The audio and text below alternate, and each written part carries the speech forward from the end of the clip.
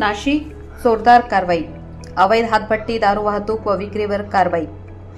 दिनांक 19 जुलै 2025 रोजी राज्य उत्पादन शुल्क विभागाच्या अ1 विभाग नाशिक पथकाने वाल्मिक नगर ते काट्या मारुती पोलीस चौकी रोडवर एका रिक्षामधून अवैध हातभट्टी गावठी दारू वाहतूक करणाऱ्या टोळीवर कारवाई केली आहे। या कारवाईत 415 लिटर हातभट्टी दारू व एक रिक्षा असा एकूण 1,89,110 रुपयांचा मुद्देमाल जप्त करण्यात आला आहे। या प्रकरणी राहुल राजू मोरे, आशिष भारत मुठे, गणेश तुळशीदास भोळे व अविनाश महावीर कौरकर या 4 आरोपींना अटक करण्यात आली आहे। ही कारवाई अधीक्षक संतोष सगडे, उपअधीक्षक असू तांबारे यांच्या मार्गदर्शनाखाली दुय्यम निरीक्षक दबा कोळपे व त्यांच्या पथकाने केली। जनतेस आवाहन करण्यात येते की अवैध दारू संदर्भात कोणतीही माहिती असल्यास टोल फ्री क्रमांक 1800 23 39 999 किंवा व्हॉट्सॲप 84 22 00 91 33 वर कळवावे।